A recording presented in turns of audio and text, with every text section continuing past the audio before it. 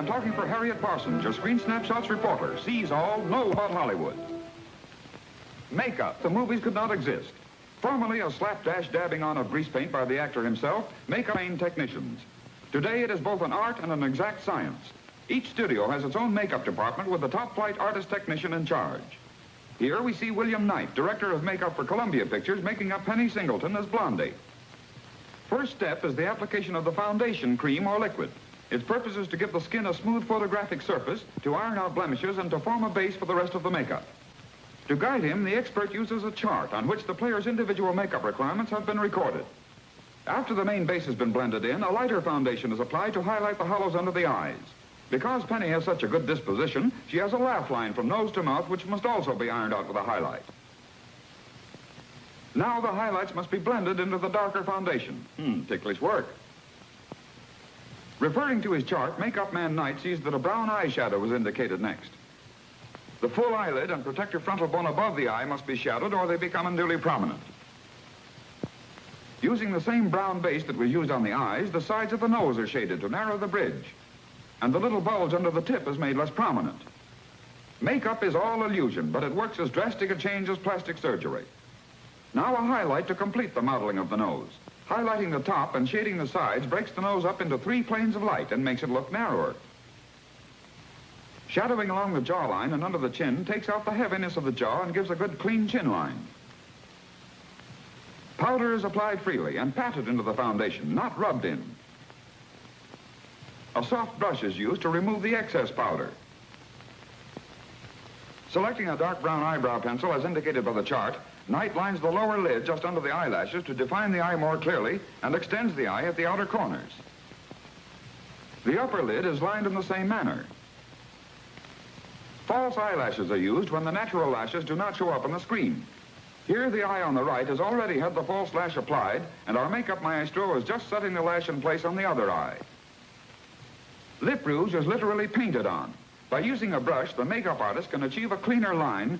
Note that addition of lip rouge makes the biggest difference in the face of any single step in the entire process. Now all that remains is to comb out and adjust the hair, then Penny can dash for the set. Charts of all important stars and feature players in the industry are kept on file at their respective studios. Not only are players charted for straight corrective makeups, but also for special character makeups created for specific pictures. The makeup chart, incidentally, was invented by the famed Westmore brothers, whose name is synonymous with movie makeup. Best known of the family is Perce Westmore, director of makeup for Warner Brothers. Here we see Perce working out a makeup chart for Rosemary Lane. He starts by measuring the contours of her head with a piece of pliable lead wire to determine how her hair should be dressed. One of Perce's own inventions is this ingenious gadget which automatically measures the contours of the face and indicates the deviation from the photographic ideal. There are 7 types of faces according to Perce: round, oblong, square, triangle, inverted triangle, diamond, and the perfect camera face, the oval. Rosemary belongs to the square type. Her face is approximately the same width at the forehead and chin.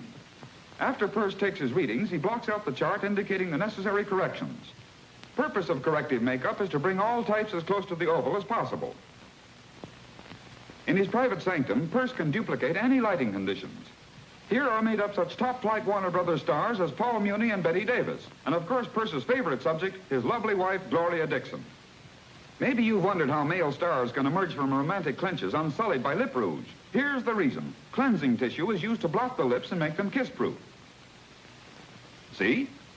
Oh, well, maybe we'd better change the subject. Head of the makeup department at Paramount is another of the famed Westmore brothers, Wally. Wally created the brilliant character makeup which helped establish Akim Tamirov as one of Hollywood's outstanding character actors. No wonder Tamirov yawns. He has to get up at 5 a.m. in order to be on the set by 9. Even a Westmore can't work miracles unless given time. For his role as the Viennese surgeon in Disputed Passage, Tamirov wears false eyelids. The false lids are made of that same Westmore sponge rubber baked in the desired shape. They're so pliable that they will move with the muscles of Tamirov's eye. Foundation is applied to the false lids with a brush. Watch them begin to merge with the skin. In heavy character makeups, the base is applied to the face with a small piece of rubber sponge, which gives it a pore-like effect. With a dark pencil, shadows and wrinkles are etched in, adding years to Tamirov's age. Wig and beard must be put on skillfully and painstakingly. By the way, bet you've grown so used to those false eyelids you've forgotten what Tamiroff looks like without them. We'll refresh your memory for a moment.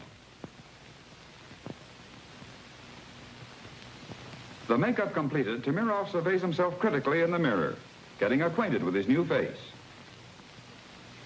Every important makeup is given a photographic test, sometimes many tests, to make sure it will screen properly. Suppose, for instance, Janet Beecher is being considered for a role requiring a drastic age transition. She must portray 3 different ages, so 3 different makeups are tested. Waiting to make the changes is Monty Westmore. Yes, another of the brothers Westmore, director of makeup for Selznick International. Miss Beecher has just finished her test as a woman of 50. Westmore must now make her look 15 years younger. There we are, 15 years removed, and without even a local anesthetic. The face has been temporarily lifted by means of transparent fish skin straps, highlighting as ironed out hollows under eyes, at temples, in cheeks, and erased lines from nose to mouth. The mouth has been more clearly defined and the lips given a youthful upward curve. And now the woman of 35 must be transformed into a woman of 75, a span of 40 years.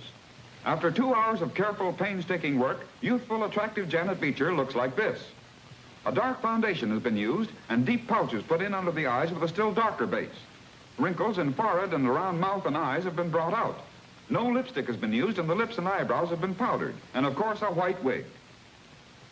A triple screen enables us to compare all 3 tests and see what a feat our makeup man has accomplished. You'll have to take our word for it that this isn't another split screen shot. They're 2 different people, honest. Barbara Brewster on the left, Gloria Brewster on the right. Twins, of course. And still another Westmore, believe it or not. This one is Buddy, and at 23, he's already an expert. Buddy will demonstrate right and wrong off-screen makeup, applying the wrong makeup first. To start with, too dark a foundation is used, which makes the face look longer and thinner. The Brewsters are an oblong type and should not accentuate the length of the face. Makeup over the eyes is the wrong color and applied too heavily, making the eyes look deep set and small. Powder is also too dark. Eyebrows are too heavy, too arched, and extended too far toward the temple, making the face longer and narrowing the forehead. Mouth is too arched, too full in the center, and the lipstick itself too heavily applied. Face rouge, applied lengthwise from temple to jaw, accentuates the hollows in the cheeks and cuts down the width of the face. By parting her hair in the center, Gloria gives the illusion that the length of the face is from the point of the chin to the crown of the head instead of just to the hairline. High curls on top of the head and hair slicked back over ears makes a long triangle out of the face instead of the desired oval. And now Barbara. Correct foundation has been applied and blends with the skin. The eyes are blue, so blue eyeshadow is used to bring out the natural color and intensify it. Eyebrows follow the natural curve of the frontal bone, are not too high, too wide, or extended too far. The mouth is made up in a soft, natural curve and is not extended too far toward the jawline.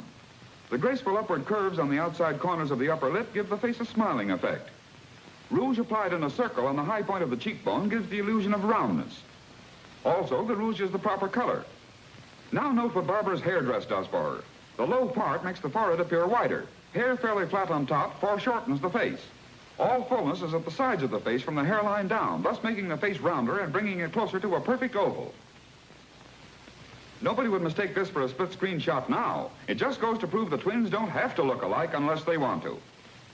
That's all, folks, but if there's anything else you want to know about makeup or Hollywood, just write Harriet Parsons, your Screen Snapshots reporter, Hollywood, California. Goodbye now.